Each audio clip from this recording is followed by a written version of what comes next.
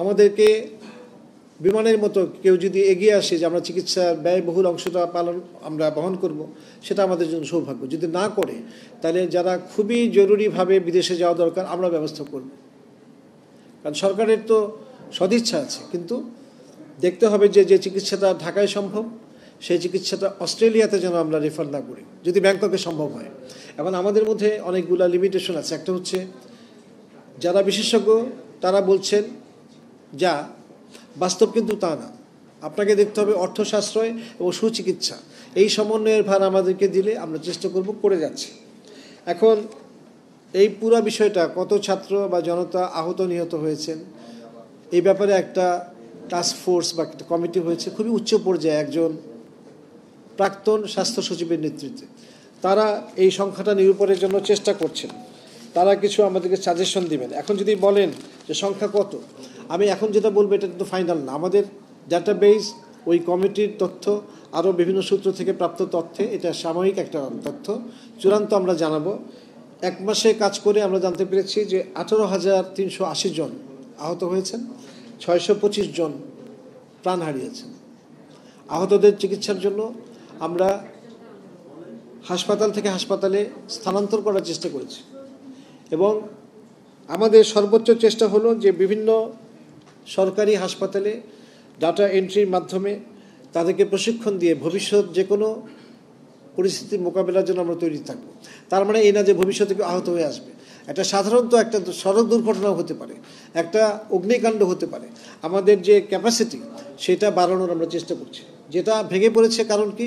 অবহেলা, তারপরে অন্যায্য দাবি পূরণ করা, যেখানে যা দরকার নাই সেখানে সেই ইনফ্রাস্ট্রাকচার জনবল দেওয়া হয়েছে।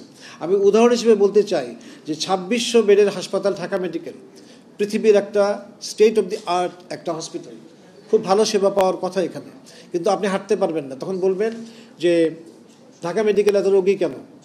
আমাকে জবাব দিতে হবে। এখানে রোগীর সংখ্যা 4000+। তাহলে আমরা তাদেরকে সরাই দেওয়ার চেষ্টা করছি যেখানে কম জনসংখ্যা বা রোগী অধ্যুষিত। ফিগারটা আচ্ছা, আমাদের কাছে প্রাপ্ত তথ্য অনুযায়ী এখন আমাদের 625 ছিল, এখন এটা 700 ক্রস করেছে। আর নিহত আর আহত ছিল 18,380, রাফলি ধরেন 19,000। আমাদের সমন্বিত সারা দেশে, যার জন্য একটা কমিটি কাজ করেছে একজন প্রাক্তন সচিবের নেতৃত্বে, তার ডাটাবেস অনুযায়ী 700+ হচ্ছে মৃত আর 19,000-এর মতো আহত।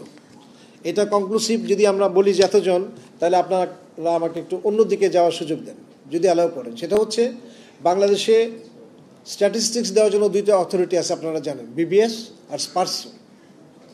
বিবিএস এবং স্পার্সোর তথ্য কখনো মেলে না এবং ডিপার্টমেন্ট অফ এগ্রিকালচার এক্সটেনশন মিলে না। 3 রকম, এটা সমন্বয় করা যায় না। আপনি বলবেন যে এটা তো সেরকম না, রেকর্ড আছে, কিন্তু রেকর্ড যে নাই এটারও প্রমাণ আছে। কারণ লাশ নিয়ে চলে গেছে তারা, আইন শৃঙ্খলার অবস্থা এরকম ছিল এন্ট্রি করার সুযোগ নাই এবং তাদের মোবাইল নাম্বার পাওয়া যায় নাই অথবা ফলস। তারা ময়নাতদন্ত ছাড়া মাটি দিতে, কবরস্থ করতে, সমাহিত করতে বাধ্য হয়েছে। এখন এটা যাচাই বাছাই করার জন্য ক্যাবিনেট ডিভিশন আমাদের সঙ্গে কাজ করছে, যে তাদের হাত অনেক বড়, ডিসি, এসপি, ওসি আছে না, তারা লোকালি খবর নিচ্ছে যে এই লোকের যে ঠিকানা তাকে আইডেন্টিফাই করো, যাতে এক্সাক্ট ফিগার আমরা বিশ্বকে দেখাতে পারি। সুতরাং সবাই কিন্তু নিরলসভাবে কাজ করছে। যেটা লিড মিনিস্ট্রি বা যেটার সমন্বয়ক হচ্ছে আমরা ফোকাল পয়েন্ট। আক্রমণ আমাদের উপরে হবে, প্রশংসা আমরা চাই না, আমরা সেবা করতে চাই।